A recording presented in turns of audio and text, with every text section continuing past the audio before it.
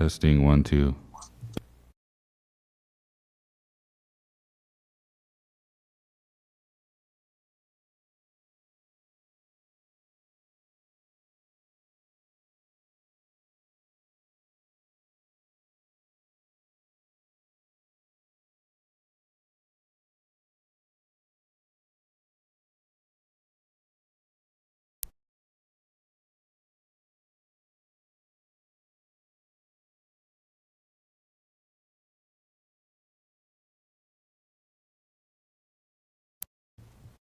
Testing 1, 2.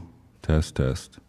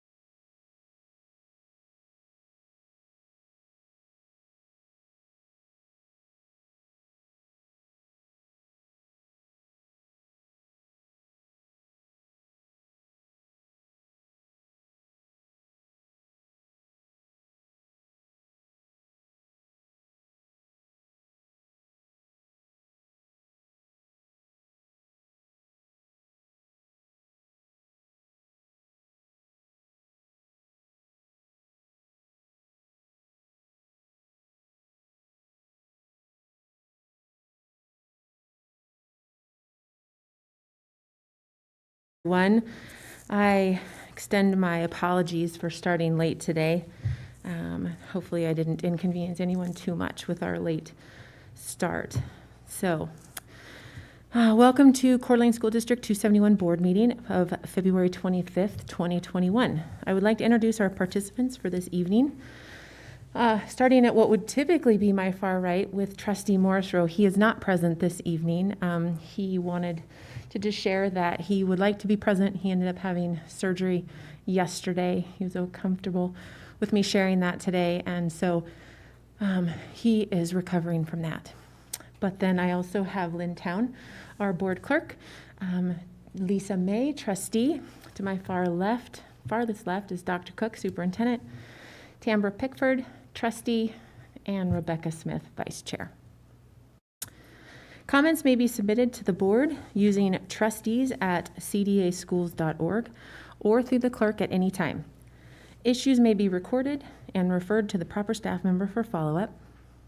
And comments may also be submitted to the board in writing through the clerk. And so this time, do I have an approval of the agenda? So moved. Second. All right. So all those in favor? Aye. Aye. Opposed? Okay.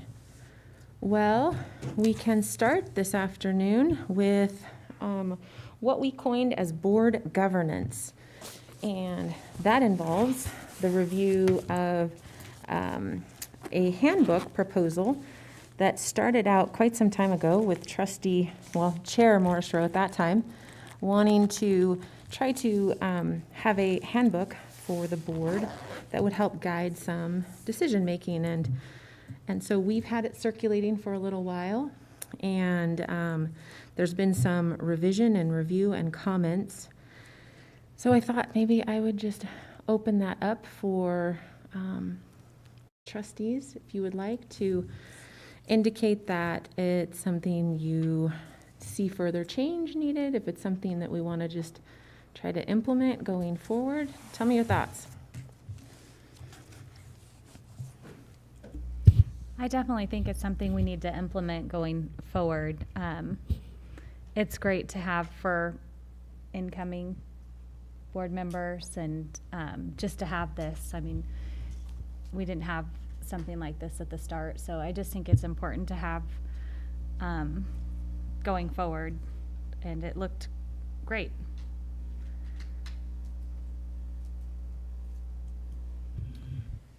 Yeah, I think this will be a very helpful tool to be used, not just now, but in the future as well. I wonder if one additional thing to add would, and maybe it's here and I'm missing it, so Lynn, maybe you can help me. Is there links to our strategic plan and our frameworks in here, or could there be a spot to do so? I think that's an important thing to help drive board governance in the future, so. And then I do have one other question here on number 6, where we highlighted there's the questions should be submitted at least 24 hours ahead of the meeting. Occasionally some of the review that we have of our board books and stuff, we don't even receive until 24 hours ahead. So so maybe there's a way there to just to rephrase that part would be a helpful thing. I do think we need to include in there giving cabinet members and our superintendent time to process those questions and to get the answers that we need. So maybe there's a timing piece in there to be reflected.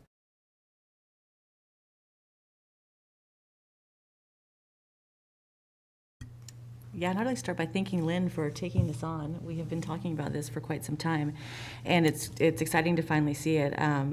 My comments were similar. I think Rebecca kind of mentioned the first one, the 24 hours. I think, should be a guidance and should be a recommendation as courtesy for administration and staff. But obviously there's questions that'll come up, and so I'd hate to prevent a new board member from asking a question because of that clause in there. So if we could just, rephrase it, I think would be helpful. And the other one I wasn't quite sure about was discussing issues with staff. Oftentimes as we're in schools, touring schools, staff does, like to give us kind of their 2 cents on how things are going. And so I think that's an important piece of being a trustee who's in tune with what's happening actually in facilities. So maybe phrasing that in a way that we're not engaging or we're not addressing issues, but I think there was a comment about that maybe we're referring issues or concerns to the right channels and not meddling. And I'm not sure what that would look like. Lynn might have some suggestions, but I think a blanket statement that we're not to engage or just, talk with teachers or staff is a little bit maybe firm or strong. And last thing under board development, maybe. Let's see.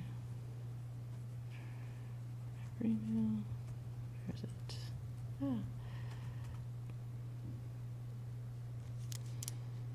Sorry, I'll find it 1 second. Well, I think it was under board development. I was wondering, yeah. It starts at page 23 Oh, here I on was too close.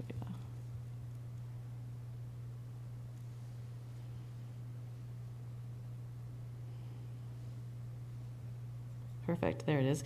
Oh yeah, board development and training. I thought maybe a little bit more guidance on making sure that we have an annual retreat or that we include some sort of board training annually. We get money from the state to do so, and because of COVID, obviously in the last 18 months we've been busy, but in the past I think it has been helpful. So maybe some statement about hopeful annual board training. And then another piece that I was wondering about is adding something about board self-evaluations and what metrics we might use or what kind of rubric we could use for that. As we sign, every year our code of ethics, in that could be a board self-evaluation based on some of the information in here, and it just might be an opportunity to grow as individual trustees. So. Well, I don't disagree with any of those comments.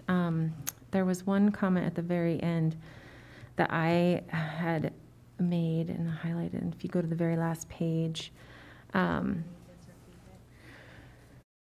right, which is the chair recognizing members who desire to speak and rules on any points of order, which we've typically not had the chair say, Ms. Pickford, or Miss May.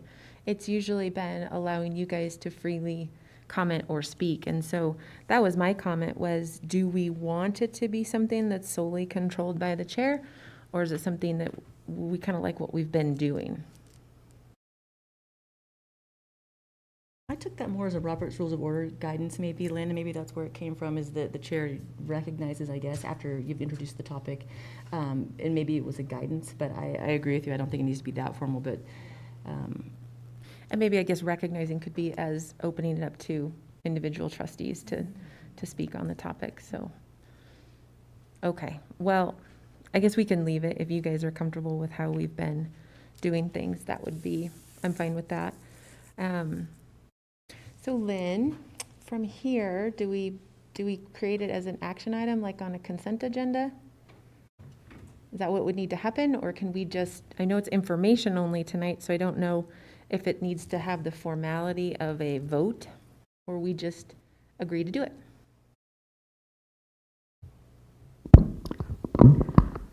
Well, this is the first time we've ventured down this road, so I think to make it a formal document that's noted in the minutes as being approved by, if we bring it back at the next meeting or at a future meeting to bring it back, I'll clean it up and make those revisions and bring it back as a formal document. Okay. Harry, I see heads nodding, so that sounds good. And I assume it can be on a consent agenda then, unless somebody needed to pull it. Okay, thank you. Okay, so moving on to the next topic, which is governance, and there really isn't anything in your board packet about that. I had one comment I wanted to make, and maybe Trustee Smith might have an additional comment just in terms of how we kind of govern ourselves. We have had in the last year, and we will probably continue to have for a little while longer, some really difficult issues to walk through and talk about that sometimes we have limited time to address. So the only thing I wanted to comment and just maybe make aware for each of our trustees is just make sure that if you have comments that you want to share with everybody, that you take an opportunity to do that, but then, concede the floor to the other trustees in a timely fashion to make sure that everybody gets an opportunity to speak. If we have more time then afterwards, you could always come back and each of us could have that additional opportunity to speak. But I just encourage you, sometimes in the moment, there may be things that come up, and so questions are continued. But I just would ask that we make sure that we're all really cognizant of the time frames that we're working under, and that we're really respectful to make sure everybody has an opportunity to speak that's within those time frames sometimes when we have those restraints. Our monthly board meetings aren't so much, because those kind of go till they're done. But some of these workshops, when we've scheduled certain time and we are under certain restraints, I just wanted to bring that up. And I don't know if anybody has concerns or heartburns or disagreement, but that's okay if you do, and we can talk about that.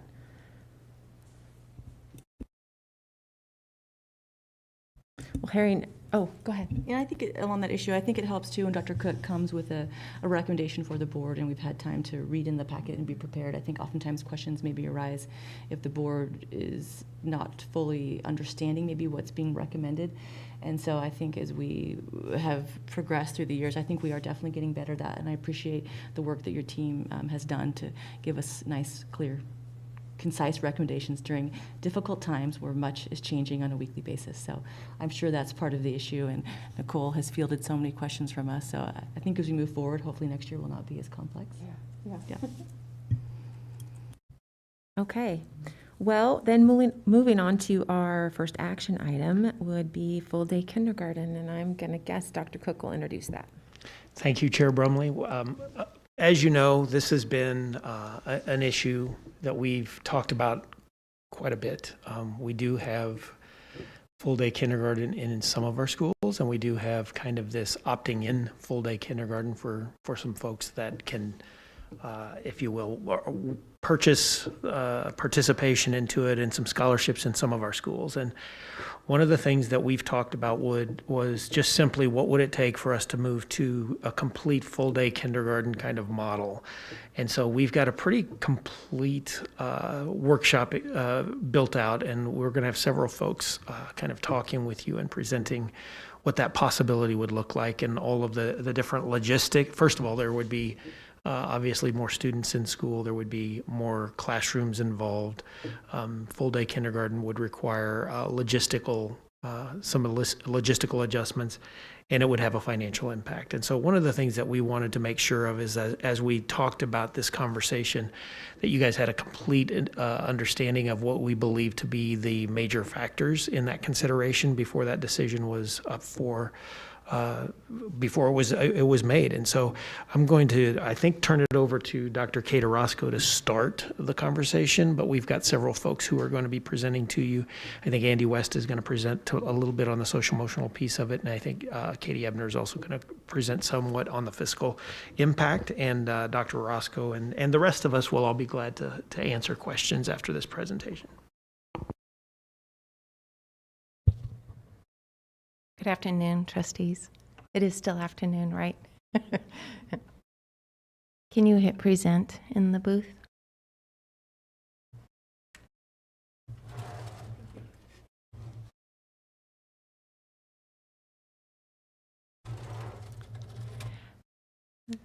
So I think you saw in your packets that we intended to sort of kind of begin with a little background information about full-day K, because the conversation didn't just start in the last weeks. As you all know, we've done quite a bit of work as a district to prepare us for this moment and this decision.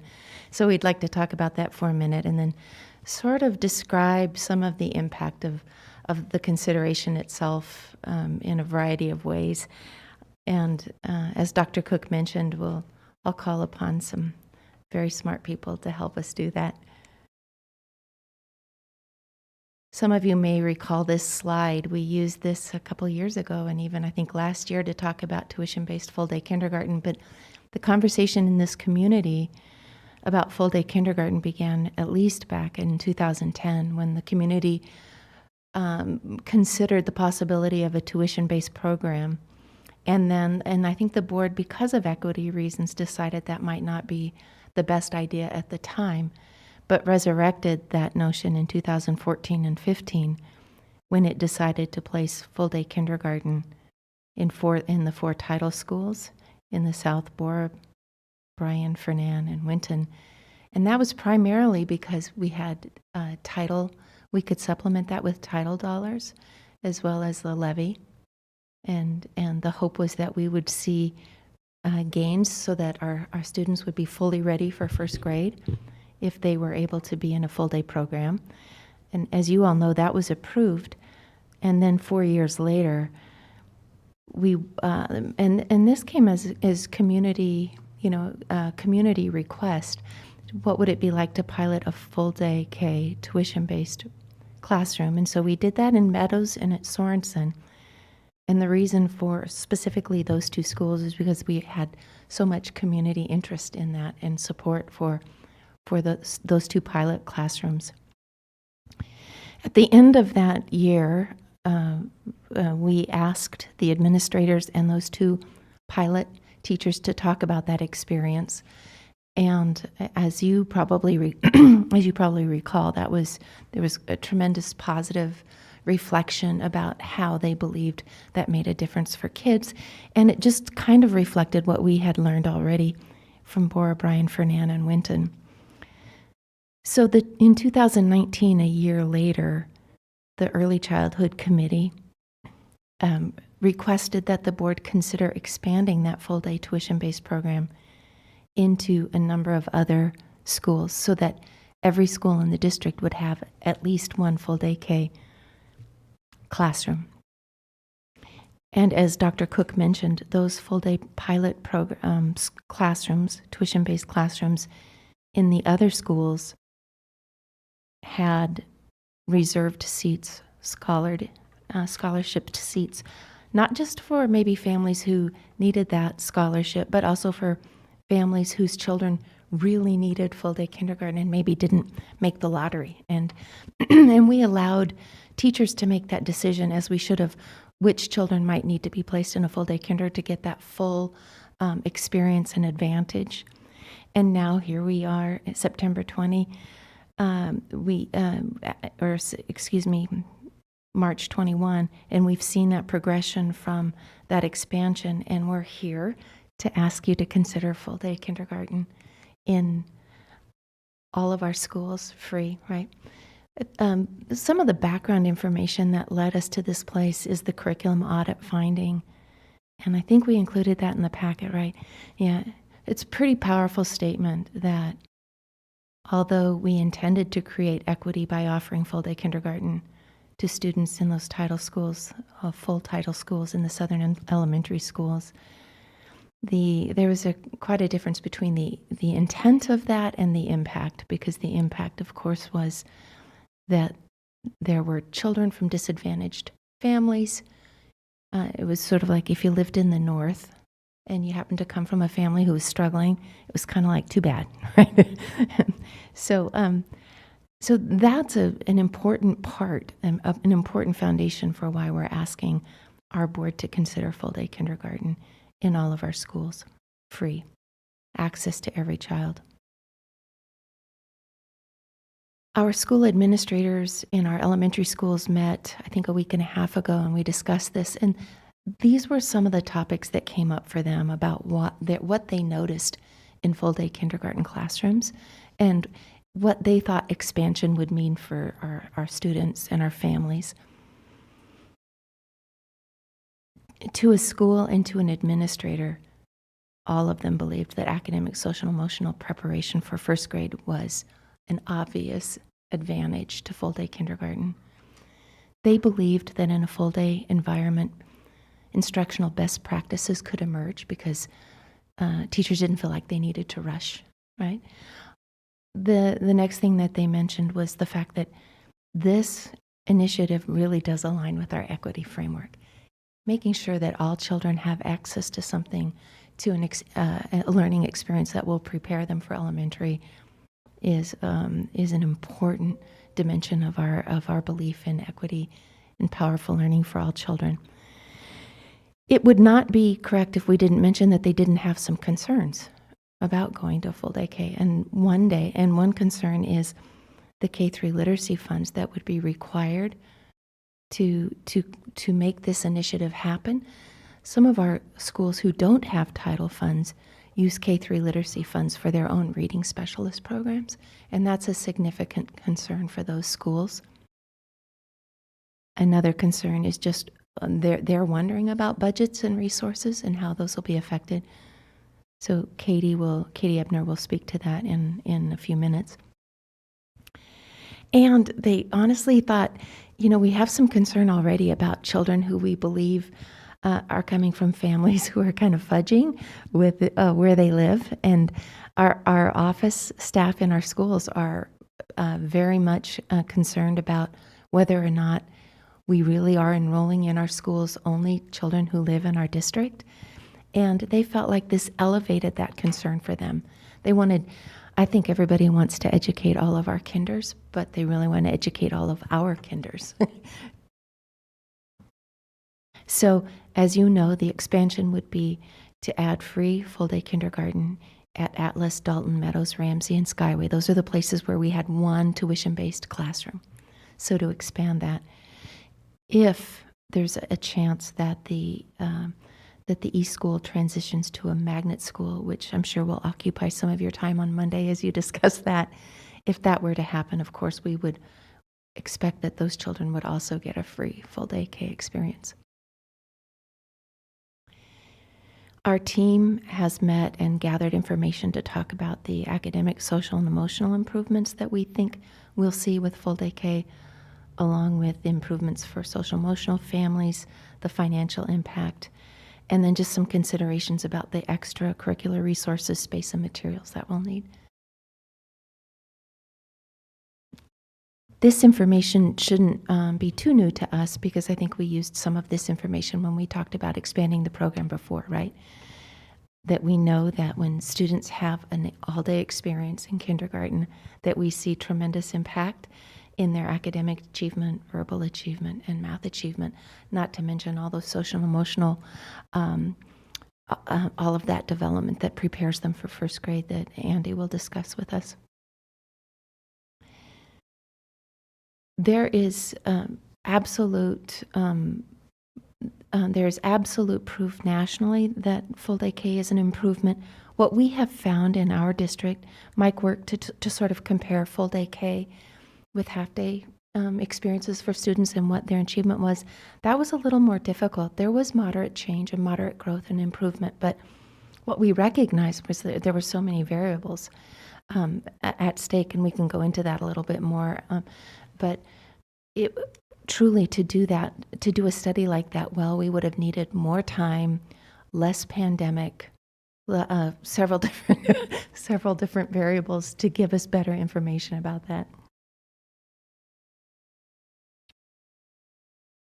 Here's where I'm going to ask Andy to discuss with us kind of the social emotional improvements that we'll see for kids as well as the impact on families. Good afternoon, trustees. So I think we know that kindergarten is much more than just the first year of school. It's foundational. And for many students, it's their first opportunity to experience an organized school setting. And so Dr. Orozco talked about just the gift of time that comes with a full day experience, that instead of feelings of rushing to make sure that the academic content is met so that students are prepared for first grade, when we expand to that full day experience, students have time and teachers have time with their students to build the community that we're looking for and that students get to practice in and experience in their sometimes first and sometimes not first, educational experience.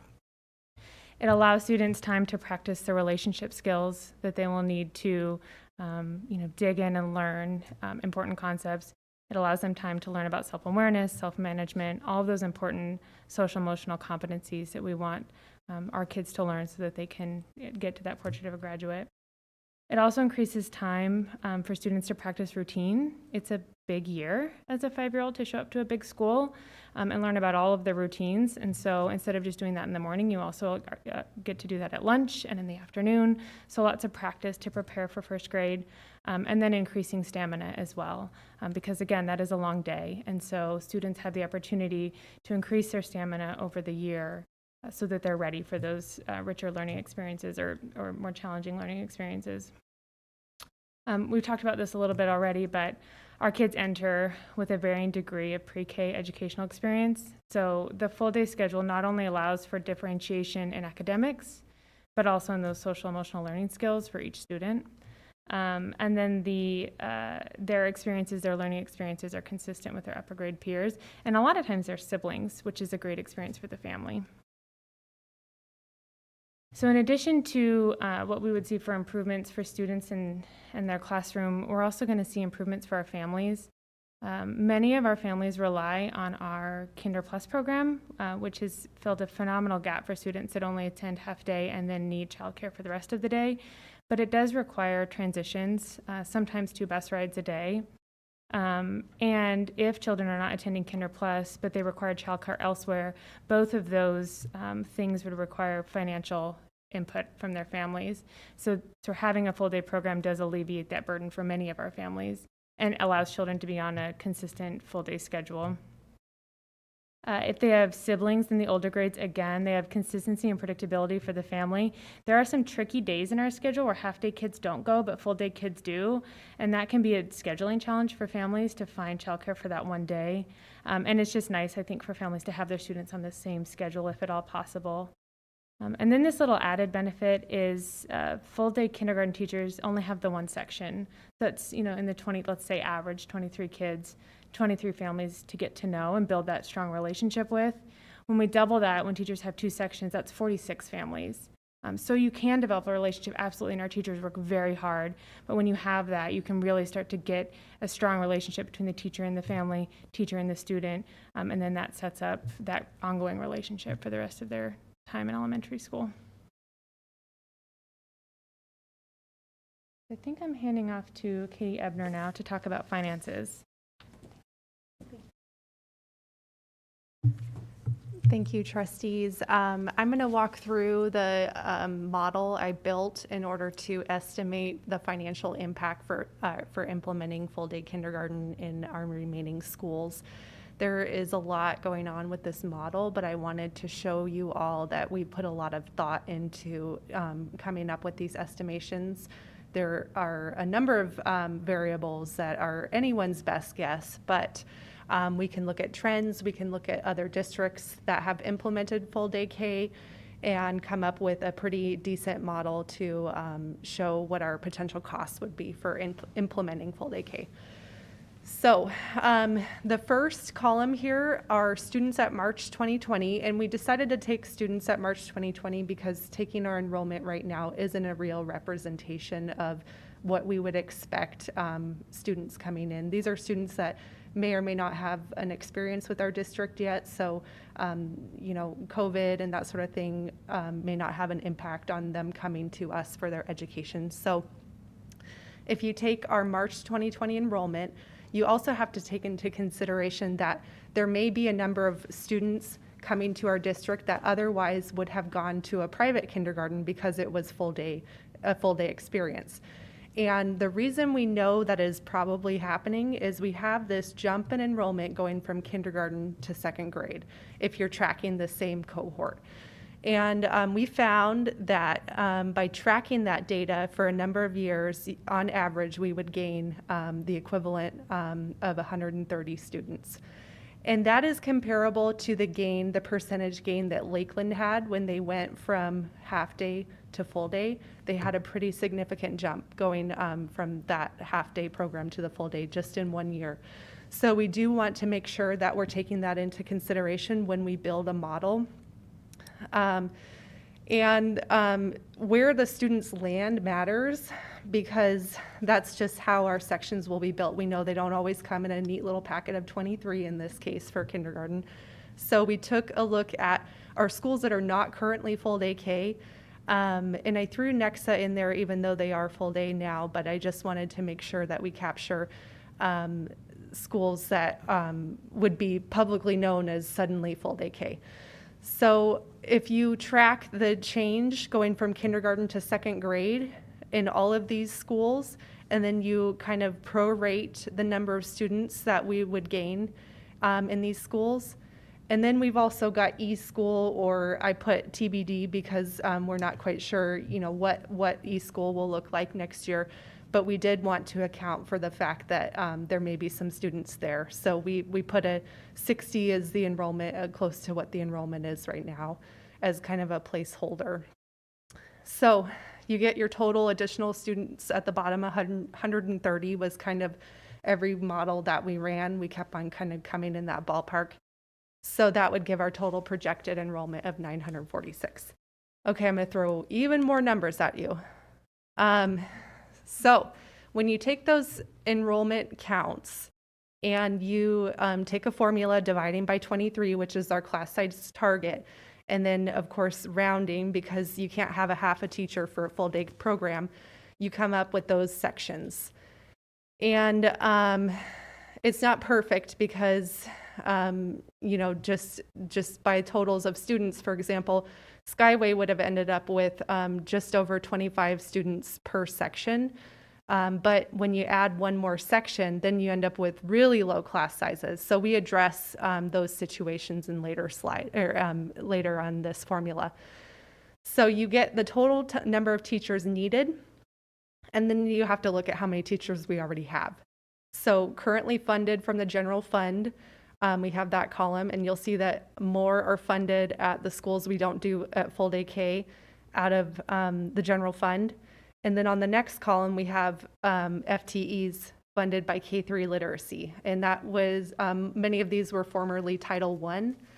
And the reason why we can't count on Title I anymore is when you are running, when you're using title money to pay for something that's above and beyond what you're doing in general across the district, you're okay. But once you implement full day K district-wide, you run into a supplement versus supplant violation. So you can't use any title money at that point for full day K. So K-3 literacy is the fund that we would use to bridge the gap. And that was where some of the angst came from principals, because they rely on K-3 literacy money for some other budgets, which I'll address that later. So the total difference in full-time equivalency staff needed would be 14. We would be adding 14 sections of kindergarten with this model. And then you see the class sizes. You see that some of them are very high. 25, maybe 26 kindergartners is getting to the point where you're not sure if you're, and Kate would speak better to this than me, but offering the full day program versus a larger class size, what are the pros and cons there? So what we did in the formula to address this was we assigned an overage aid, a 19.75 aid for those classrooms that are over 24. I don't know that, that is the best answer. That's the finance person's answer to when the formula doesn't come out.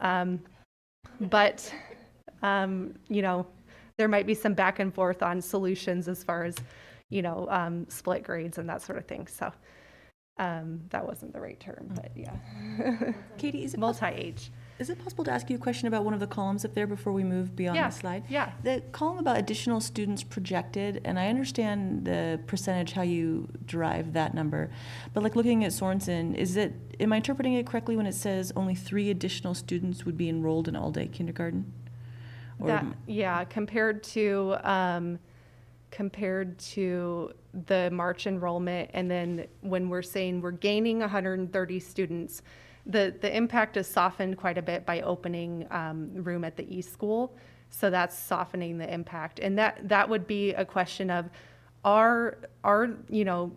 did we have 60 kindergartners in East School this year because of the pandemic? Or are there, families that want that, going forward, or whatever we're offering as far as in that area? So it could change as far as where the students land at other schools.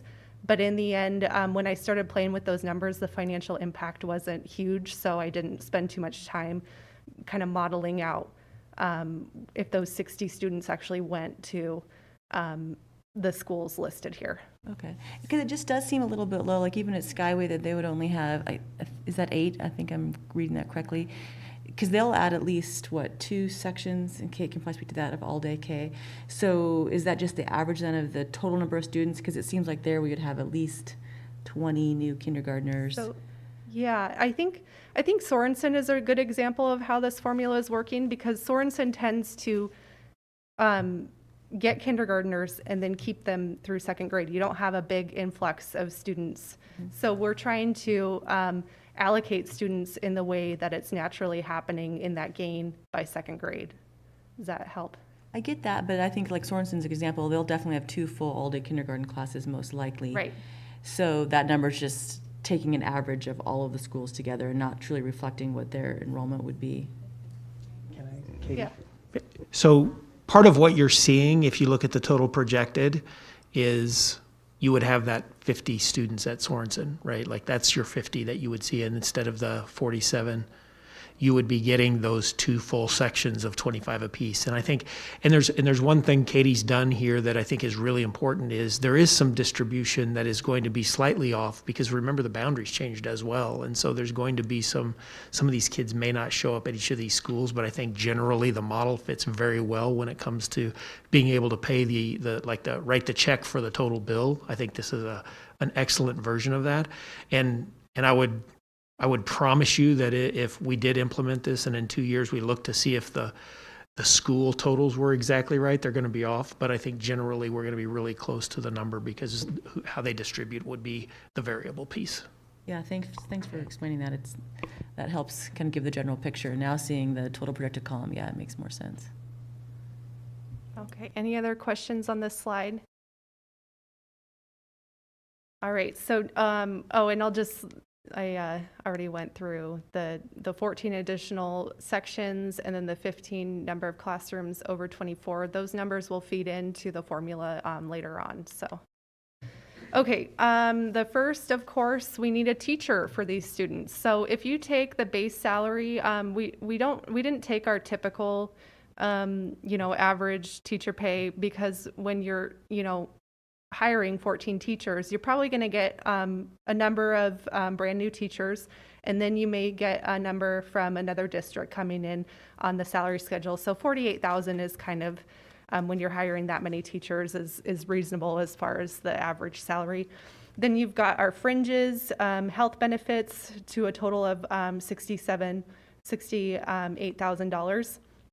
So multiply that by the 14 sections, you have a total there.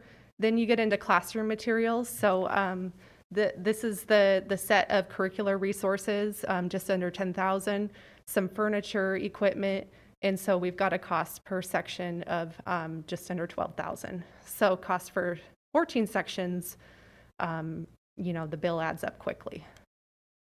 Then you talk about specialists, art, music, PE, and this formula is kind of interesting because you're only getting a little bit of a specialist when you add a section. And so when it comes down to it, you're adding 1.8 FTE for specialists across the district. And then you've got tech, library. You'll have to add maybe a little bit of classified staff to support that many additional sections. And then classroom aides, notice we're not giving a classroom aid to every classroom. However, there were 15 identified.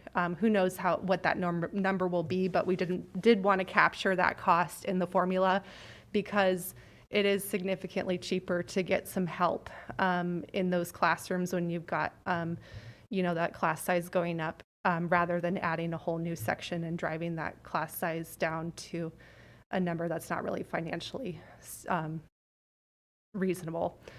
So there's the total cost there. And you've got a grand total of just under 1.4 million. And the great thing about additional students is you get a little bit of additional state funding, not as much for kindergarten because they're only funding a class of 40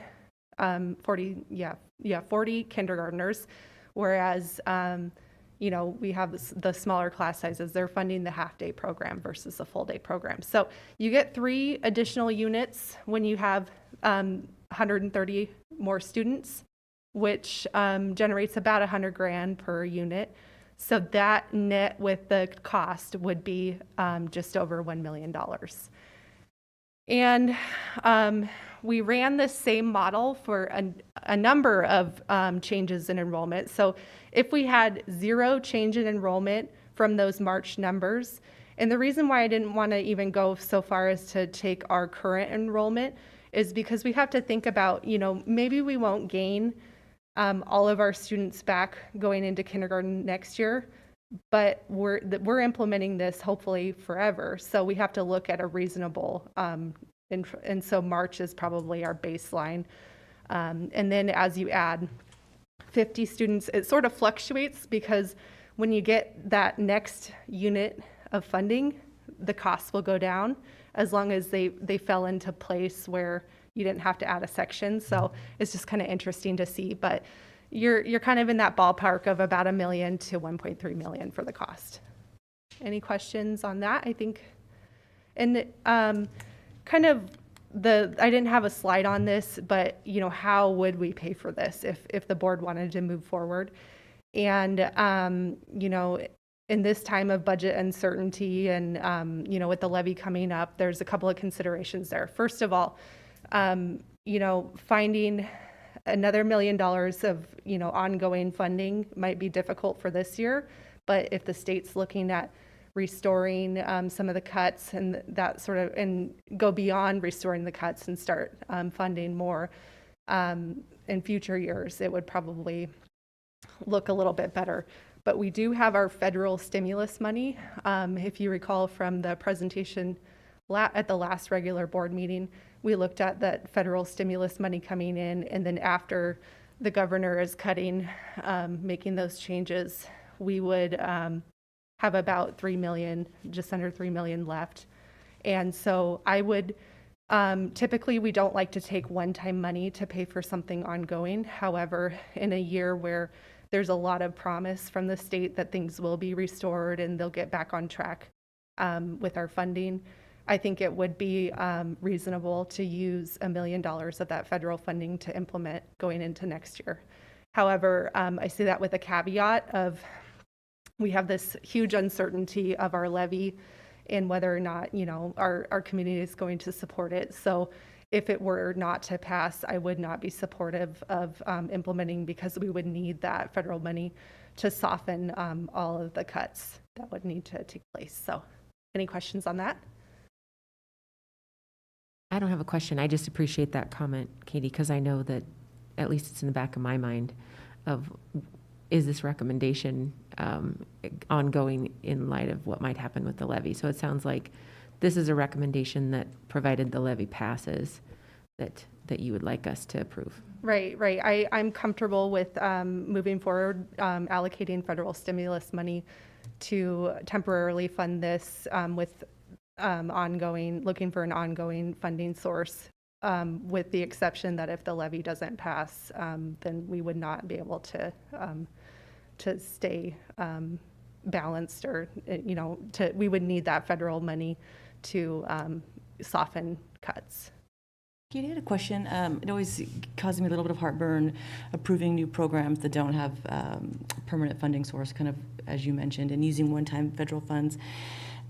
Is there a way, if we, for peace of mind, if we separated out the federal funds, is there a way that you could fund this initiative using current K-3 literacy funds? Is that a possibility? Yeah, so this model is actually allocating not all of the K-3 literacy money. It's leaving the schools' budgets that they currently have intact of about $150,000, but it is allocating all other K-3 literacy money. So that cost is after using up the K-3 literacy. So that's using all K-3 literacy, and these are additional funds that would Right. be required. Right. Sorry if that wasn't clear. Yeah, it does cause a little bit of heartburn. I hate to encumber future boards, knowing we've got board elections coming up, and this is a big initiative where we'll be hiring staff. So it does cause pause, and I guess I would ask you, knowing this is a difficult question, but you have confidence that we would find a way to fund it moving forward after this next fiscal year, I think would be my biggest concern, that we would have to have assurances that this is something that we could manage and maintain. Right. I think it's anyone's guess as far as, commitments that have been made at the state level on, whether or not they can be relied upon. But I'm feeling confident with what we're hearing in the legislative session, that there is a commitment to restoring the original cuts, and then also funding the career ladder and continuing on that path. So it would be my hope that we can make this decision while we have time to plan in order to use the federal money. And then as the spring goes on, we'll get even the better news that we now have an ongoing funding source to fund this, and that freed up the federal money. That would be my hope. Yeah, I think that would be great news. It would also be nice, just for peace of mind, that we had a backup plan, that we obviously clearly all support this initiative, but if there'd be a way that we could scale it back in a way that we could provide it, minus the funds that we were using through federal stimulus monies, that if we could have a self-sustainable recommendation just in the back of our minds, just in case moving forward for next year. It's a huge commitment, and hiring staff is a huge commitment, so I would want to have assurances that we can. Yeah, we're continue. trying to, I think that's a very valid point. I think one of the concerns we have is that there's a little bit of, we'd love to have that reassurance from the state. At this point, they've assured us that they will have a pretty good picture of the fiscal year 22 budget coming out about March 12th. Unfortunately, that puts us behind the timeline for planning. If this were something that you were so inclined to support, we would need to get moving on this pretty quickly. And I would like to also reiterate that, to the extent that the levy, for whatever reason, didn't pass, then all bets are off, of course, because we would be scrambling to try to figure out how do we manage a budget with a substantially different trajectory. And so I think what we would be looking for, we've got enough assurances from the state that funds are in decent enough shape that there would be the ability to sustain this over the long term, if we were so inclined to make that decision happen now. And I think that's what, it doesn't have to happen today, but it's got to happen really soon. And then I think then we would have to kind of back it out if there was a circumstance in which the levy didn't pass. Any other questions on the finance side? I think we'll turn it back over to Dr. Orozco. Sounds like a game show.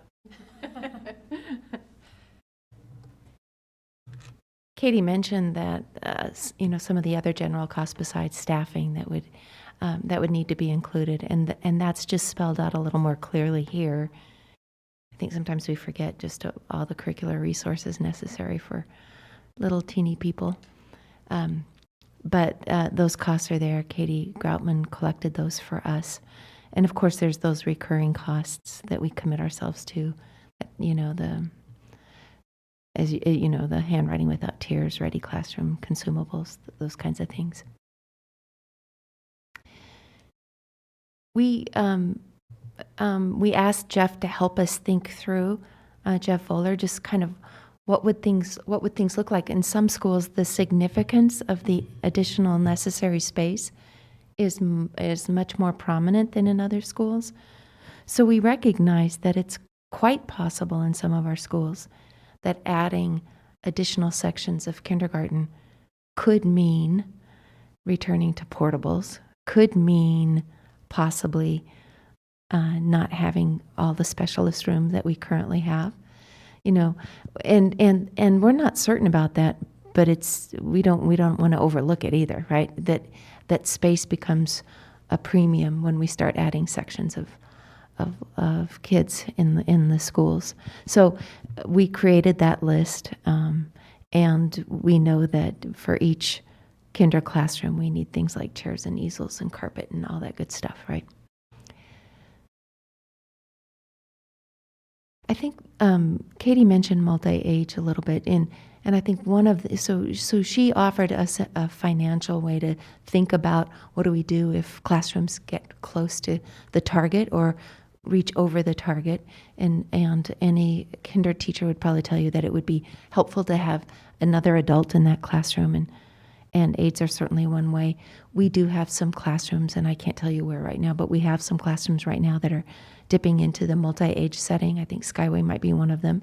And a K-1 multi-age classroom is not the same thing as a combination classroom. It's really a specific philosophy that says, let's approach kinder and first grade in a classroom recognizing that kids are developmentally at different places anyway, and that young first graders can help enculturate and mentor their younger peers in a classroom. There's a lot of good research that says that's actually a great way to go. So I don't want to convey a message that we would be compromising the quality of the education if we thought about multi-age classrooms as a creative way to address that challenge. But it takes some professional development and takes some design and planning time, as you all know. And so I wanted to mention that. I think the last thing I wanted to mention was that we know that for some of our kids who are developmentally a little bit behind academically, or socially or emotionally, that having that full day experience often reduces the cost to our educational system, because we can get them on track so they hit first grade and they're where they need to be with literacy skills, math skills, social skills, and emotional skills, which in the end might save us money in terms of special resources. And I think that's worth mentioning. And I think that's sort of captured in this quote. Full-day kindergarten produces greater learning gains per dollar spent than other well-known early education interventions, such as Head Start and class size reductions. That does not mean, by the way, that smaller class sizes and Head Start and those kinds of programs aren't good. They're extremely valuable. All it does is emphasize how powerful full-day kindergarten is. The extra positive effects occur even while raising outcomes for all students. A full-day kinder makes all students better off while closing the gaps between subgroups by up to 70%. Pretty significant. In my mind, I think, Miss May, I think you bring up a really good point about a funding source. And there's a part of us that probably it makes us wonder whether we can really afford a full-day K initiative like this. And information like that makes us question whether we can afford not to have a full-day kinder program like this. Any questions for our team? Kate, I just wanted to thank you. This is a decade in the making, this initiative, and so much groundwork has gone into it. And I think we moved at the appropriate pace, and I think you're right, the time is right. And I appreciate Katie's transparent presentation and kind of letting us know where we all stand and what it's going to take to make this happen. So thank you very much. You are welcome. Okay, All right, thank I you. don't hear any questions, Dr. Roscoe, so thank you very much. Any comments from trustees? No, I just echo Lisa May's thanks as well. This has been a discussion, like she said, for a decade, and every year that I've been on the board, when we've gone down to our, ISBA convention, this is brought up every single year that I've been on the board about funding all day K. So hopefully we'll get there as a state. I appreciate all the efforts in bringing this forth. My own daughter was part of that pilot program in 2018, and we saw just the benefits of that in our own household. And so I feel like this is a bright spot in our year, and I appreciate just the funding questions behind that and where that's kind of landed. So. Okay, so I see it as information and action. So unless there's a motion today, my suggestion would be is, because we're missing Trustee Morserow, is that it gets added to the March 1 agenda as an action item. And then if there's further comment from community or board, that can happen at that time and address it and then have a vote. Will that be acceptable, Dr. Cook? Absolutely. Okay, so hearing nothing else on this topic, I'll move on to our last action item, which is school status change. And well, looks like we have two. We have the blended learning framework update, but first is our looking at a 5-day in-person K-12 schedule, and I'll let you get that started, Dr. Cook.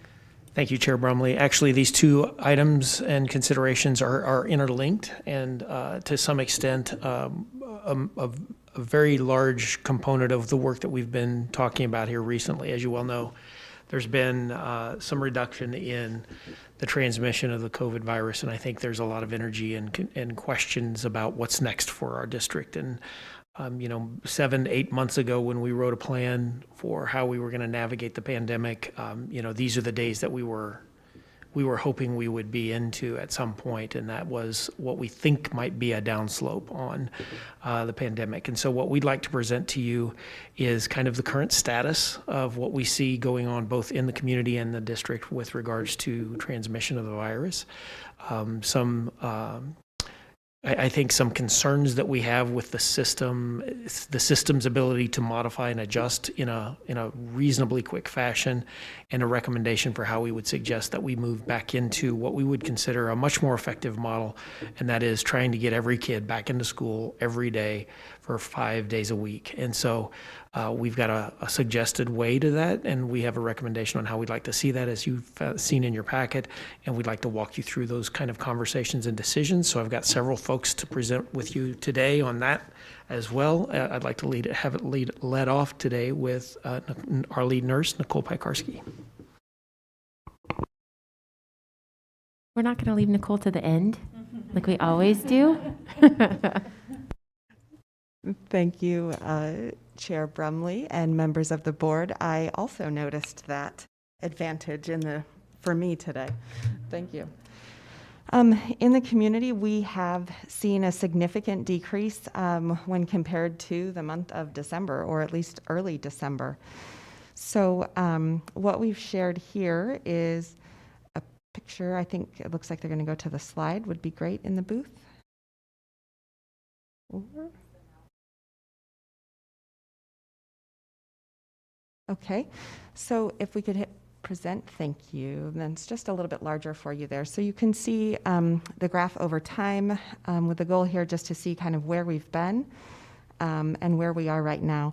So in the bottom right-hand corner, we are at 16 cases per 100,000 in Kootenai County as of yesterday, February 24th. That's our 7-day moving average.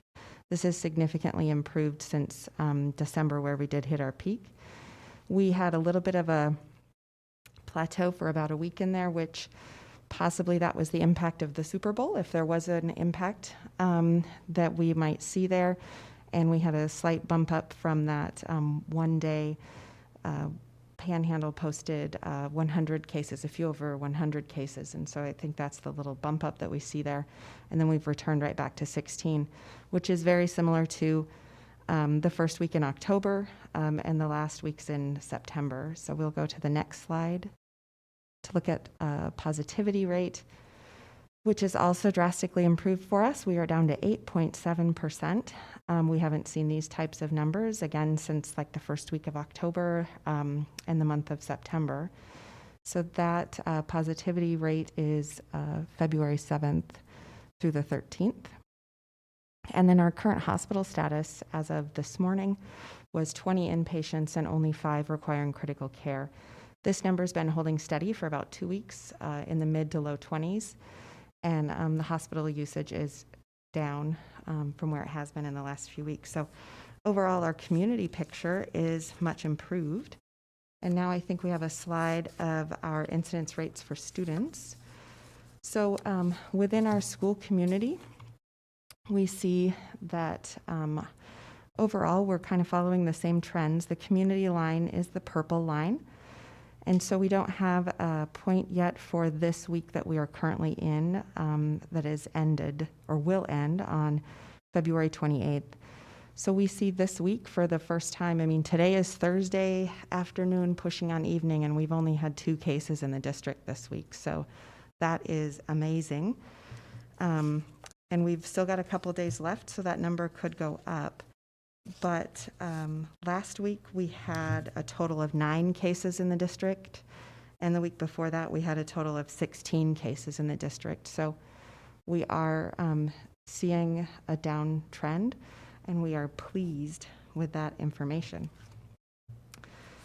I think that's all I have for you on the presentation of the situation, unless you have any questions.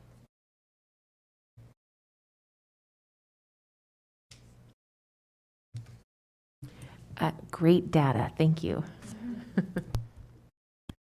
So I think at this point, I'd like to ask Dr. Orozco to come up. One of the things, our recommendation as we look at this trending data is, as you know, in our original plan, we wrote a model in which we would try to be back into school full time. And if we were to, we sent some communication out earlier, a couple of weeks ago, to both staff and to families that this consideration of going to 5 days a week would be what we'd be talking about tonight. And one of the things we wanted to make sure of was what would it take for our system to adjust to getting to a 5-day-a-week status. And as you know, we came to you, gosh, I want to say it was in October the first time, and said we need to adjust even again and back off of the 5 days because we were running into such dramatic of responsibilities that have been placed on really the backs of our teachers and our school staff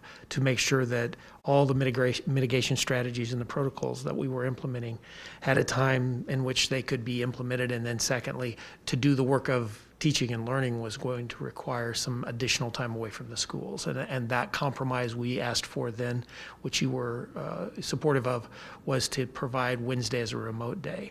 And so to unravel that, if you will, and go back to a 5-day-a-week meant we had to start talking about, okay, how do we get back to a position where we aren't requiring our staff and our teachers to do all those mitigation strategies and additionally still have 5 days a week of school, because we found out very, very quickly in that state earlier in the fall that it's unsustainable. And so what I'd like to do now is both with Dr. Roscoe for specific to elementary and Kelly Nichols specific to the secondary schools, is to give you a little bit of the issues that we are up against with making sure that in that transition from 4-day to 5-day, assuming the data would hold for that recommendation to be made, that we would have to make some minor, and in some cases maybe even major changes in how our staff is functioning in the system. So I'm going to turn it over to Dr. Roscoe at this point, and then I think Kelly Nichols would be following her. Thank you. We felt like one of the first things we need to make clear to our own staff would be the things that would not change as we sort of go through some phases and begin to sort of scale down some of the mitigation protocols. So at the top of the document that we included, I think, for our board members, is that we would still be doing those things that we know are just plain, just don't make sense at this point. We wouldn't have assemblies, so you wouldn't imagine little people sitting on a gym floor right next to each other. We would not change the masking policy at all. We would be as rigorous as we continue to be for our children. And that includes, of course, buses and recess and everything else. So, and we've had some questions about that from our staff. And what we're saying is absolutely we'll continue to mask at this point. That secondary schools, in secondary schools, I think, and Kelly will probably talk about this, but they'll continue to clean after, during the class shifts. And at the elementary schools, we'll continue to wipe the surfaces in the morning and make sure that those are clean. And then the specialists, so that when class comes into art and then leaves and then there's some cleaning in between those classes, that would happen and that would continue. I think I want to mention at the elementary level, when we first began all the mitigation protocols, how that translated to elementary teachers was, I don't have time to prepare in the morning because we're doing a rolling start. I don't have time to prepare when the kids go to specialists because they're staying in the classroom. I don't have lunchtime because the kids are in the classroom. I don't have recess because we're cohorting and I've got to watch my class outside at recess to make sure they stay in the zoned area. And I don't have time after school because I'm out there with the kids making sure that they're safe. And so we began to look at, so the board generously and wisely said, what about Wednesdays, right? And so Wednesdays became that sort of sanity day when teachers could do a lot of preparation. We could have IEP meetings and 504s, and Wednesdays were a godsend for our staff. Right now with this phase 1, what we're wondering about is the possibility of having grade level cohorting as opposed to every class cohorting. And so school teams would think about what would it be like to have not just one class in the multipurpose room or in having lunch or the lunchroom having lunch, but maybe the entire grade level. And how might they sort of think about arranging that so that kids in classrooms could still be some distance apart, but we would trust administrators to really, they've been extremely cautious and conscientious about how to make these things happen. So that would be one place where we'd ask to have a change that, and that would of course give the teachers back some time at lunch to be able to prepare and do all those things that we know teachers do. In addition, we thought about having grade levels go out to recess. That way, if there are 3 third grades, for instance, there may be a teacher out there helping to monitor recess, but not every teacher with every classroom. That would also give our teachers back some time. As you all know, they've already been returning to specialists. The teachers have already been allowed to let their children go to music. We've been pretty careful about that, but they've been going to music, PE, art. They've already been doing those things, so that would be time back. At the end of the day, what we've noticed is that most of the time, kids are mostly interested about getting in the car or getting on the bus and going home. So we think that it's safe, that the children aren't spending more than about 10 or 15 minutes and that they're actually leaving the premise. But that would give teachers that time after school. Also, it would give administrators time to have IEP meetings, 504 meetings immediately after school. We would keep the soft start. There are lots of good reasons why our administrators and a number of our teachers are saying that's a powerful thing.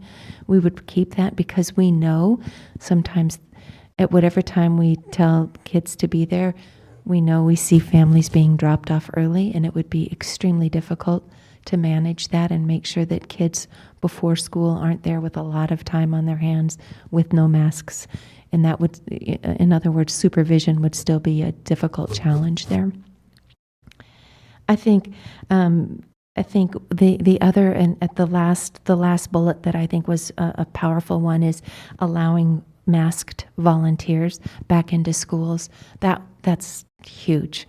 And Nicole walked us through sort of those procedures that would be necessary, like a temperature check and denial of symptoms and all those things, so that we could maintain a level of safety. But just knowing that our volunteers could be back helping with our kids would be a tremendous advantage to this phased approach. So the idea would be we would watch this from March 1st to March 12th and see what happens with our numbers. And if those look good, continue to trend down as Nicole has showed us. Then by March 15th, we would relax the recess cohorting as well, just allowing 2 grades to be on the playground at a time and considering the possibility of just being careful that there's only an overlap of, say, 5 minutes between those 2 grade levels coming out to recess. And we thought maybe by March 15th, we could also add, in addition, those kind of clubs and learning groups to come before and after school, provided that there's the same safety protocols with masking and distancing and those things. But we thought that would be a boon for a number of our elementary schools who really rely on those, on Science Club and you name it, right? So anyway, those would be the phases for the elementary schools. And then if things went the way we had hoped by spring break, and after spring break we could think about 5 days and be satisfied that teachers would feel really comfortable that the transition is a manageable approach for them. I think Kelly was going to speak too now. Dr. Orozco, could you please explain to people what a soft start is? I'm not sure everybody knows that term. You don't understand our educationese? So a rolling start or a soft start is where children are dropped off at the classroom by the parents, or children come straight in from the playground into the classroom. So although it's not the start of school, children come into the classroom, they put their things away, they visit with their teacher. There's this kind of quiet, gentle sort of start to the day, hence soft start. Teachers have a chance to talk with kids about, homework and all those kinds of things. In and of itself, it's a good thing if we can figure out ways to still give teachers time that they need before school to prepare. But it's an exceptionally good thing if we're trying to avoid kids being out on the playground with each other, close to each other, unmasked, etc. And so that kids just know I got to come in and eat breakfast and go to my classroom, or I've got to come straight into my classroom. For some kids, when they find out that it means they can't play on the playground equipment, then they're not pushing mom and dad to get them there so early in the mornings. That's just a hypothetical, but that's a soft start. Thank you. At this time, I'd like to have Kelly Nichols jump on and talk through some of the issues that we saw at the secondary level, specifically things like our dual enrollment students who, just by the nature of the way the Wednesdays work out, I think we're having some students utilize that time, and which is, quite honestly, a great time management tool. So I'll let her speak to some of those issues at the secondary level that we're seeing.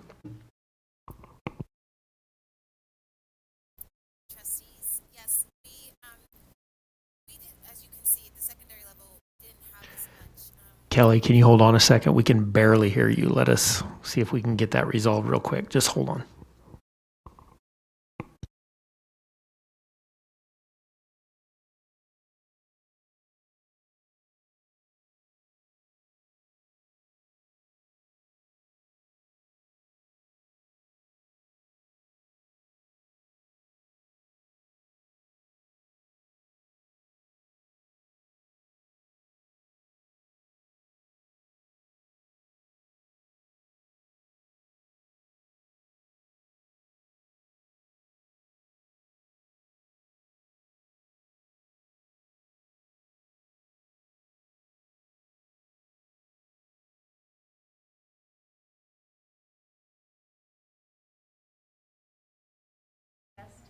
Can you give us a mic check again?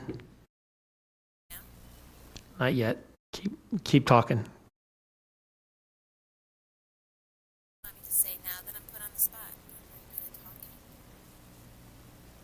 We can still just barely hear you. How can I help? It's a little better. If I talk really loud? Yeah, try talking really loud and see what that does. Can you hear me better now?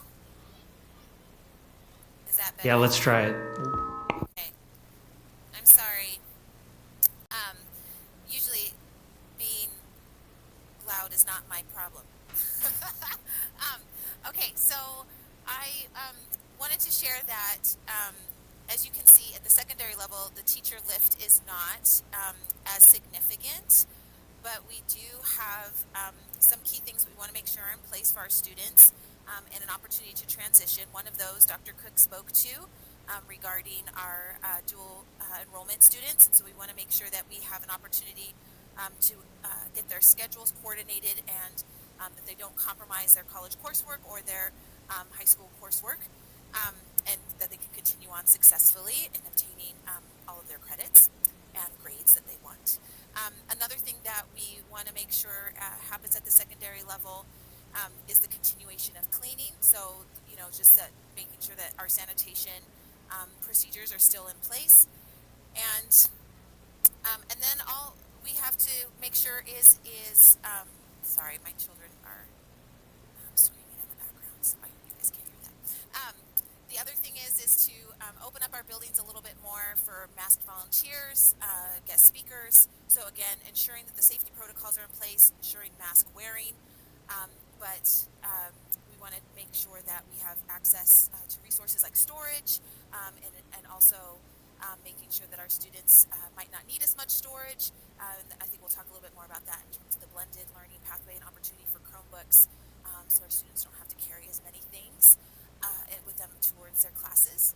But that's pretty much it. It's an opportunity for us to just make sure that we keep masked, keep clean, and ensure that students and particularly our teachers have enough time to get their schedules coordinated, professional development situated, interventions, and are ready to kick it into full gear for a full 5 days in learning. I hope you guys heard all of that. I think we got some of it. I think the next step, is that it? Oh, no, the next step, boy, the next step is now to have Seth talk about, one of the questions we got quite a bit on was what would be the expectations. You know, we implemented Schoology at the beginning of the year to be the online kind of delivery mechanism for the online kind of location for students and teachers to kind of center that communication. And we've gotten lots and lots of inquiries into how that would continue to live in a 5-day-a-week model. And so hopefully Seth can give us a little bit of feedback on what the Blended Learning Committee's recommendation was with transitioning out of a 4-day model into a 5-day model, and what that transition might look like.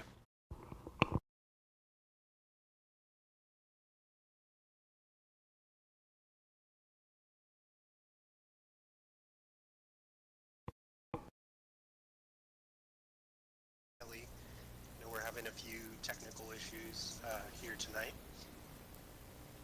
Last week we reconvened our Blended Learning Committee, which had met over the summer last year to develop our framework for how we approached online and distance learning this school year.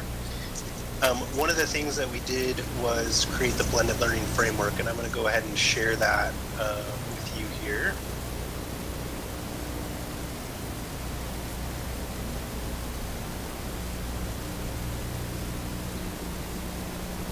So in looking at the Blended Learning Framework, we've got several different sections here, and I'm going to especially talk about the section on learning design, as well as the section on communication. And when we talk about blended learning and think about learning design, I know we've spent a lot of time this year talking about our instructional framework. And when we think about blended learning models, a lot of these really lend themselves nicely to interacting with the instructional framework. And so even as we go back to fully face-to-face learning, there's different models that our teachers can use to leverage the technology and the tools that our students have already. And so one model to kind of think about is this flipped classroom model. This is where students would watch a mini lesson or read some material as homework before coming to class, and then in class leveraging that face-to-face time for more collaborative activities that they could not do by themselves online. You know, all the pieces are there to make this happen already. A lot of teachers have already been leveraging this, and there's no reason why this can't continue when we move to 5 days a week. Another model that a lot of elementary staff uses already is called the station rotation model, and that's just including technology in one station of, like, say, your reader's workshop, having one station that's more online based instruction, maybe while the teacher's meeting with a small group or something like that. So you can still leverage some of the different models of blended learning even while we're in school 4 or 5 days a week. Going back to the blended learning framework, one point I wanted to just remind the board and our community of is, you know, we implemented Schoology this year. This is really meant to be our true learning management system. And so one of the things that as we move back to fully face-to-face learning, you know, Schoology should continue to be that online home base for our classes. So if teachers are posting stuff online, we want our families and our students to be able to find everything there in that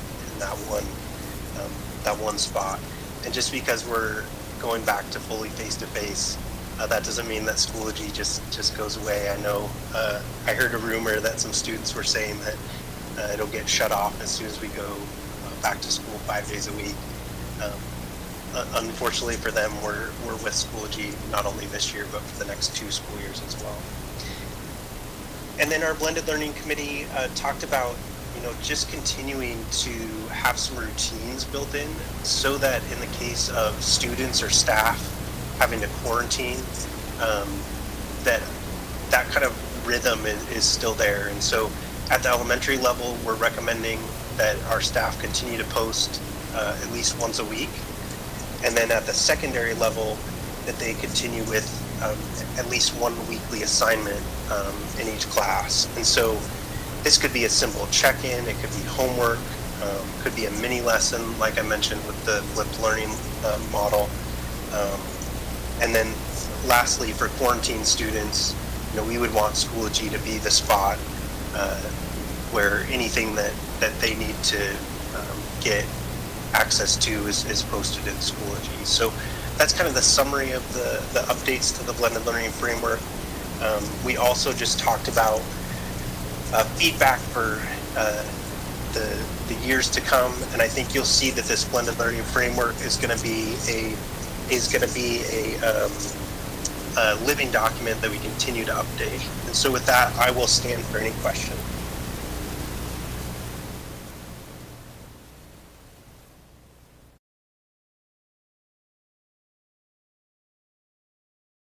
One question I have, Seth, is there continued education, professional development for our teachers going on, even now, this time in the year, just around Schoology, maybe addressing some of their concerns about I'm still learning Schoology?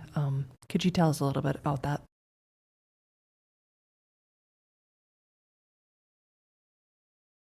Sure, you bet. So a lot of the way we've delivered Schoology professional development has been on demand.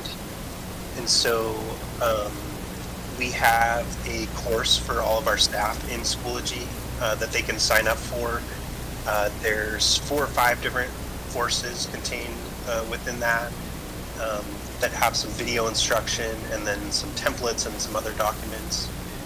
We've also been sending monthly newsletters with kind of bite-sized pieces of feedback, either on Schoology itself or on other tools that staff can use online. We also have 2 instructional technology coaches, and they have been great about meeting individually or in small groups with teachers. And so really just depends on the staff member and what they need, but whatever it is that is kind of their roadblock, we're happy to help them however we can.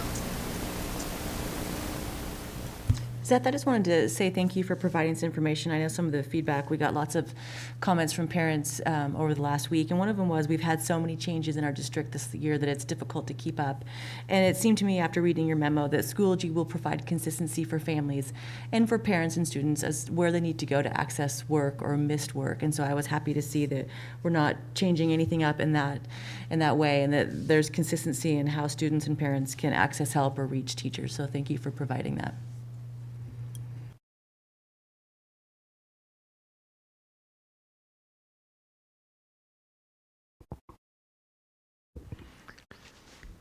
Okay, I would just, unless there's other questions for Seth, I would just like to kind of summarize some of the, as you can tell, we spent a lot of time investigating and talking through what are all those things that we would have to kind of walk back or box in, if you will, and set expectations for the system to be able to start thinking about shifting. And I think in the original communication we sent out to staff and families that we said as early as March 3rd.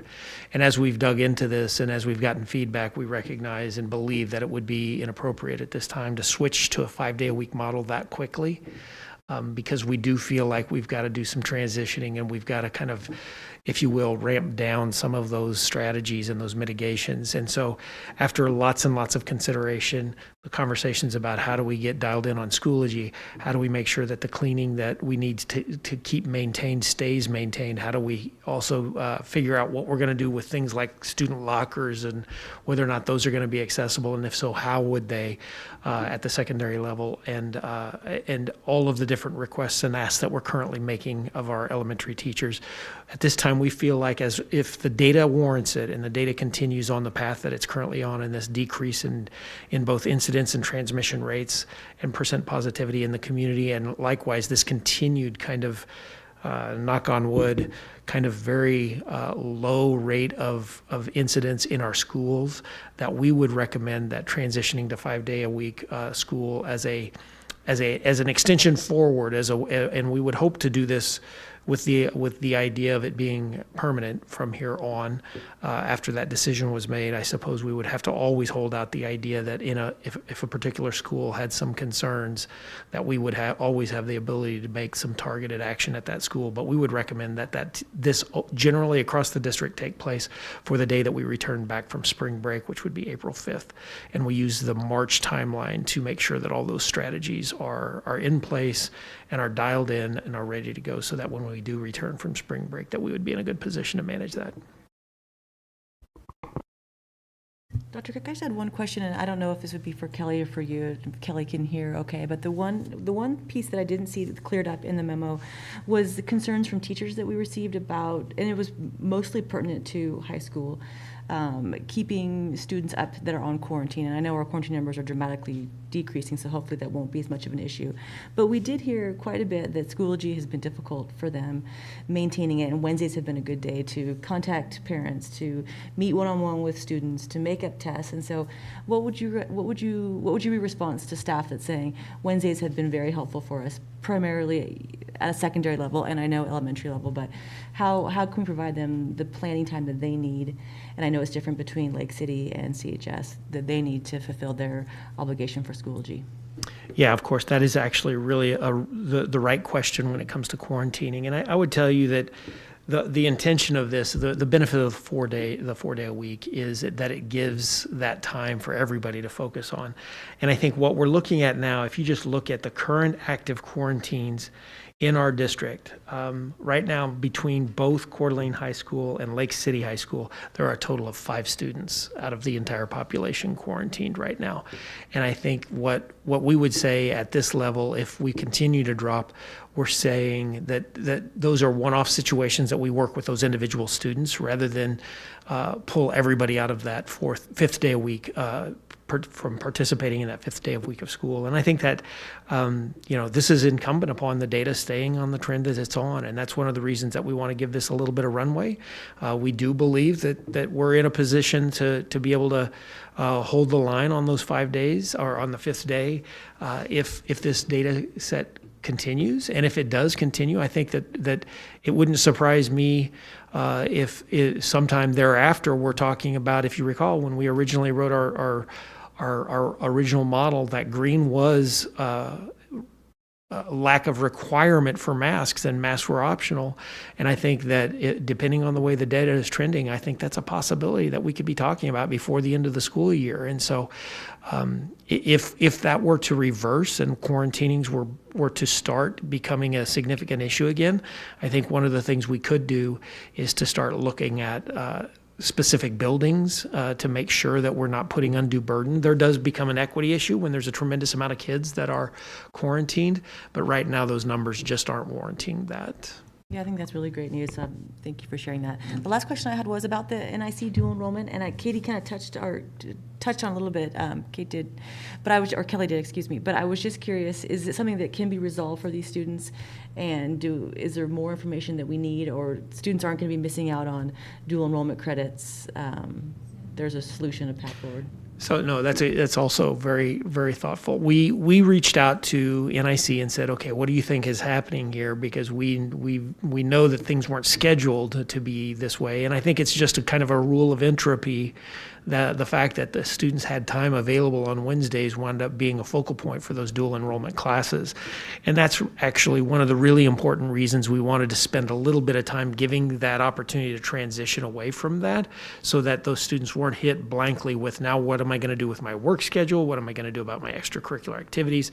How do I manage this to put this back into my calendar in a way that's meaningful? So we're giving them that roughly 5 weeks, 5.5 weeks, I guess, if you count spring break, so that they have some time to make those adjustments. And by the time we're in April, if that's the case, then ultimately this has been a highly stressful year for everybody, and we recognize that, but we also do realize the importance of having our kids in person, and we want to make sure that that's available for all of our students, K through 12. And so this runway that we think we're giving them, we hope will be sufficient to get those adjustments made.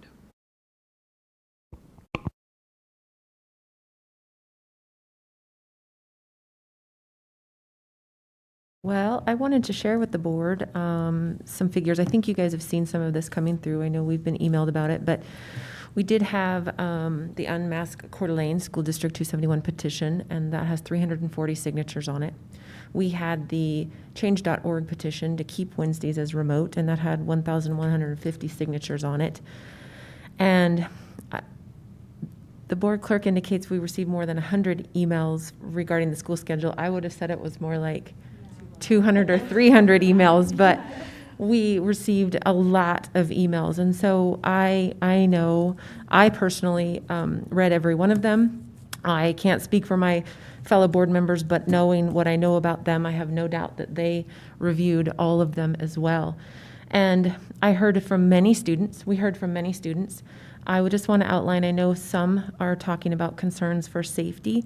I'm hoping that those students are following the data. They have heard those numbers from Dr. Cook and Ms. Pekarsky today, and that we are looking at 2 cases in this last week within our schools. We are looking at 5 students on quarantine, and that might give some relief to those students that are concerned about that. We also know that we've heard about, with regards to the petition, the need or the desire and the ask for, it's been nice to have the extra sleep.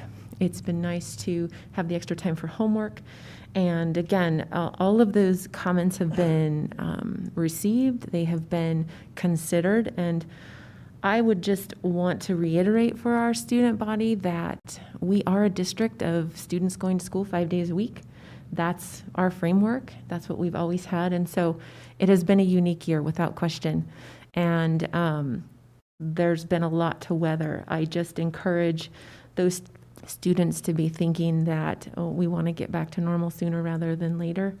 And hopefully giving this transition that those folks that desire that extra day for those purposes can start to prepare and evaluate and be ready for some changes that may be coming. I do have a couple questions, but I wanted to leave those comments first and then see if my other trustees had questions, because I have a couple other areas that were covered in emails that I didn't hear comment on today that I wanted to ask about, but I'll yield for now. I'm just excited that we're even talking about going to 5 days a week, that we're where we're at. And from the start, I think everyone's goal has been to get kids back to in-person learning 5 days a week.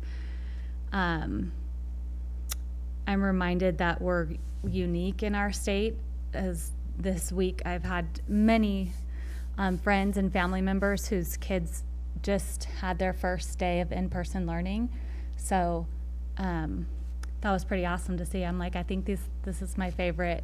These are my favorite, like, seeing kids get to be in person. But with that being said, I was surprised actually by our emails. At one point I had tallied them. I had stopped after so many, but it was like 68. Please keep the 4 days to like 21 at one point of my counting and reading. But there were a lot of things that, I didn't even think of that were so positive that have come out with 4 days with Wednesday. And a lot of people spoke to the consistency that Wednesday has been for their kids, for their families. And I wrote down a bunch of things as well. Collaboration, professional development, a time to support learners and getting that one-on-one time, a time for students coming in, making up tests, time for them to post, I'm speaking for teachers, their materials to Schoology. We have a lot of teachers that are doing e-school as well as in-person learning, so Wednesdays are very valuable to them as well. Parents spoke to how positive it's been for their kids to learn to work independently and the time that it's given their kids with everything else going on around them in the world. And let's see, we have a lot of students who work. I've seen them out and about. I don't know if you guys have on Wednesdays. So we got a few emails about that as well.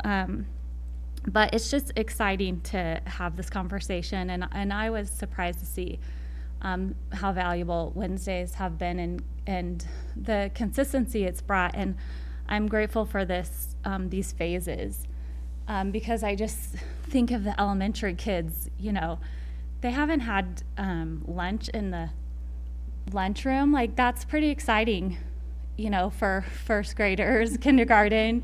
So I can imagine as they're phasing that in, if you haven't been in an elementary school, like the excitement of any type of change that would bring, let alone getting to have recess, you know, with your whole first grade or however they're going to work. So I appreciate those, the phased approach, you know, not only for the students, but our staff as well.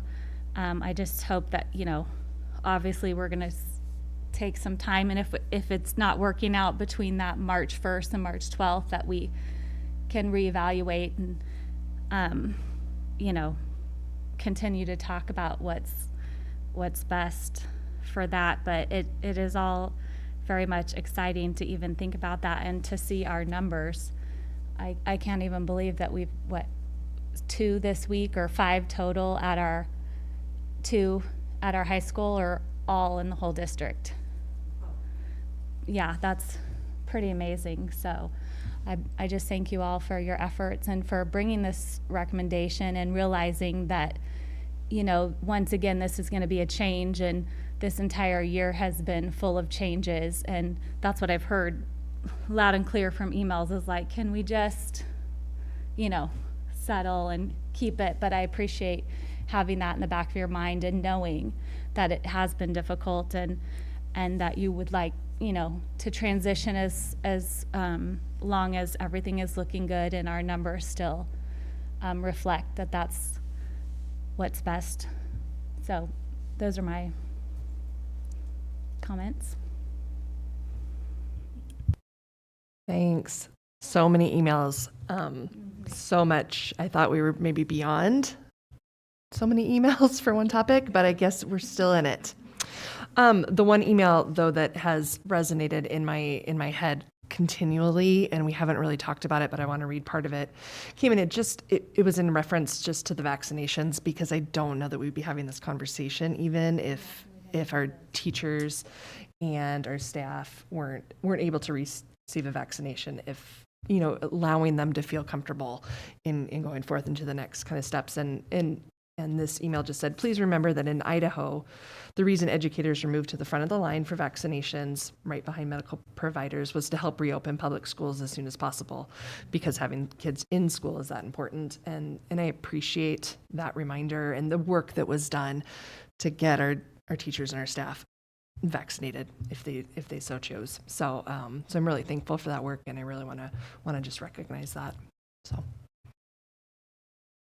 Again, I'll echo my fellow trustees' comments. We received a lot of feedback, and I'd like to give a shout out to all our high schoolers who did what we've been asking them to do, to have agency in their learning, and they told us what works for them and what hasn't worked. And I think what I came away from all of the feedback, and it's not all similar, I just want to thank our students, our staff, and our community for having grace with us this year. It's been a difficult year for everybody, and more change than any individual in any situation should have to endure. And so I hope that moving forward, we provided a plan that gives some stability for our students, staff, and our community. And I just have a debt of gratitude for everybody in this room that has worked so hard this year. So thank you. Well, thank you, fellow trustees, for all of those comments. There were 2 things. Well, one, Dr. Cook could address maybe, or it might be Dr. Roscoe, late start. When we go back to 5 days, has it been, because there's been commentary about don't do it. There's been commentary about push it to Mondays. I didn't see anything in this, and so I wanted to ask the question. At this point, we would recommend that late start stays on Wednesdays, and that we finish the year with late start continuing, and that it be on Wednesdays. And at least for the rest of the 2021 school year, if we were so fortunate as to be able to stay across the system 5 day a week for the rest of the years from April on, that we would continue with the late start on Wednesday mornings. And I think that's a topic for a future consideration if the board wants to take that up, and a recommendation for where that might move to if that it turns out that that's not very well received across the system. I do think that there's a substantial amount of work that needs to happen in our district right now, with both the focus on the strategic plan, the instructional framework, all of the things that we train on now, the changes in the blended learning model. There are lots of opportunities to do professional development around those things. I would highly recommend that this is a consideration we keep as best we can.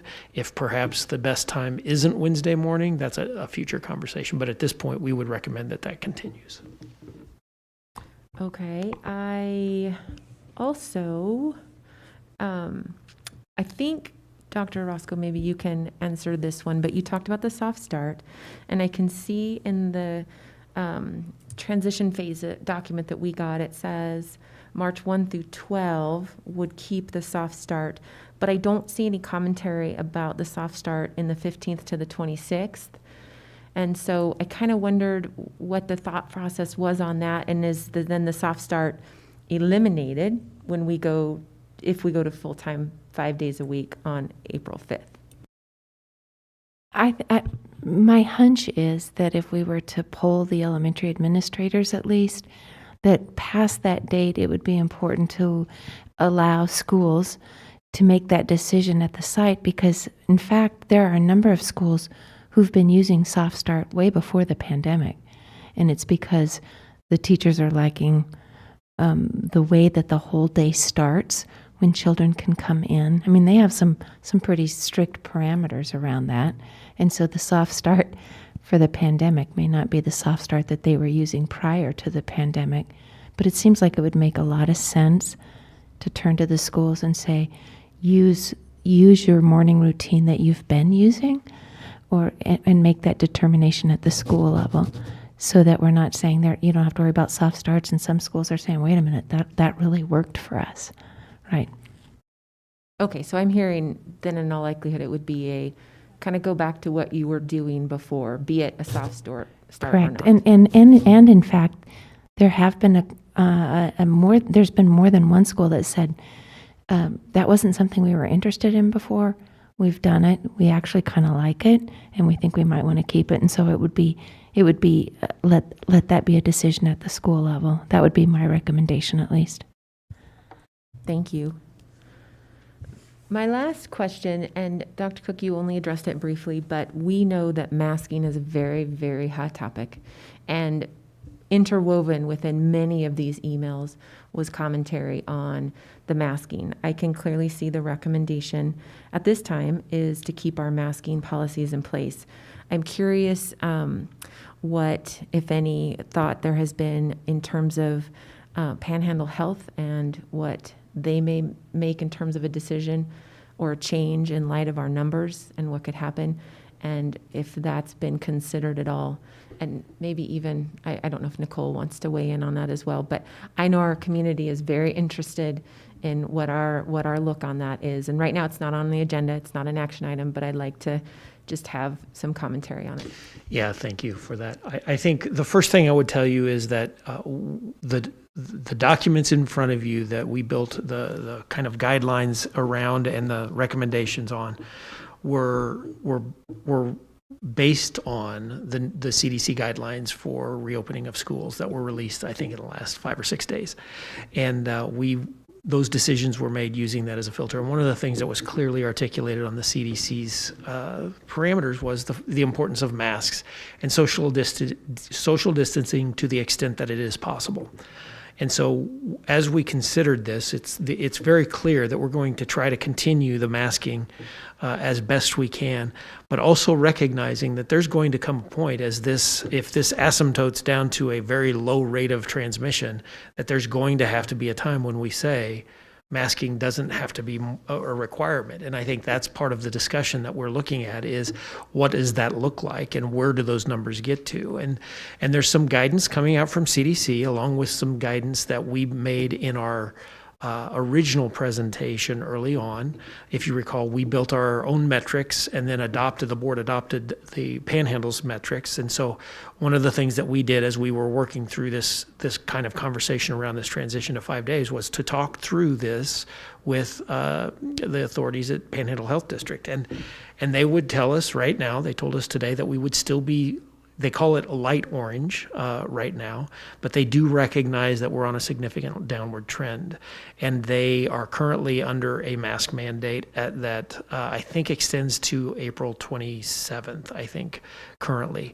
But I do know and understand that there's a very real possibility that between now and then we could be in a sustained decrease. And I do believe that once we would be in a sustained decrease in which those numbers, those incident rates and those percent positivities are well within our what we would call a green range, we would be glad to talk about the release of the mask mandate as a requirement and moving it to an optional or a recommended state. And so I think what we're looking for is a trend in the data and some time, and that we are well within both our authority and completely supported in that decision model with Panhandle Health District leadership. You want to add anything to that, please? Yes, thank you. I think it would also be important to note that as of this morning, 127 students and staff have not had to quarantine because they were masked during the exposure. That number as of this evening is probably closer to 160, I think is my estimate, but I don't have an exact for you. So if we were to do away with masks at this point, with this level of community exposure, we would be looking at increasing the number of quarantines, which most of those quarantines would be occurring in the high school. And so we would be returning to a state where our high school teachers are having to work with hundreds of students on quarantine. That being said, if our community numbers continue to progress as they are, we're probably looking at very few cases. We certainly are not looking at in-school transmission right now. We're not seeing that. And so in another month, in another 2 months, we may be in a place where we have sustained very low levels where we would be very comfortable saying we're probably not going to see 125 or 150 students on quarantine. But that would be a major impact at this level of community spread. And the other item I just wanted to kind of bring up was that now that we're a year into this pandemic, there is a lot more research coming out, and we know more now than we did then. And two of the areas that have been identified as high-risk areas for in-school and where we know there's documented evidence that we need to pay more attention is in meetings and at lunch. And so that was part of our focus in developing this plan was where are the high-risk areas? And then also, what information is there now that we didn't have previously about what are the best ways to approach those? And as Superintendent Cook mentioned, the best two ways to approach lowering the risk is by masking, number one, and by two, social distancing where you can. So we really looked at what do we not need to give up or what do we need to invest in our resources. Right now it's masking and distancing where we can. And where do we need to pay special attention? It's at meetings and at lunches. Anybody have comments based on my questions? No, just thank you for bringing that up because there were a number of people that talked about that in the emails and talked about how nice Wednesdays were for a mask break, not just for our students, but our staff as well. So thank you for bringing that up and thank you for the information.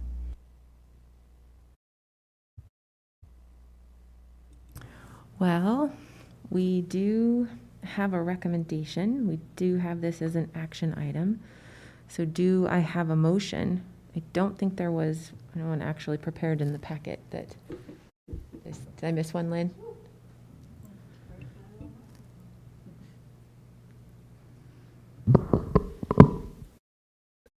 Since there's quite a bit of information here, I would ask that you take action to approve the transition plan as presented by the administration.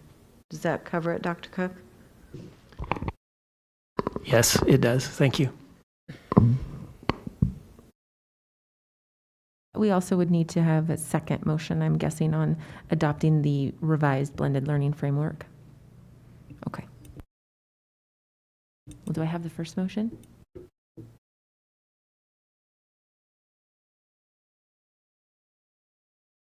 I move that we move to the 5-day in-person K through 12 schedule as presented by district admin.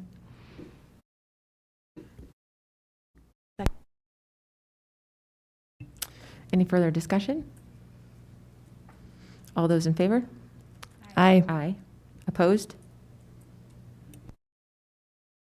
And then as to our blended learning framework, do I have a motion? I move that we adopt the updated blended learning policy guidelines. Second. Further discussion? All those in favor? Aye. Aye. Aye. Opposed? Okay. Well, we have gone through the agenda, but for my tardiness, we would have been totally on time. So again, I apologize for starting the meeting late today. I just want to finish by saying thank you very much to the community, to students, to teachers for all of your input, to staff to district staff for communications with all of our administration and our teachers to really bring this together and to address all the concerns that were out there. And a last thank you to Dr. Cook for all the work. I know it has been a busy couple of weeks. And with that, we'll adjourn.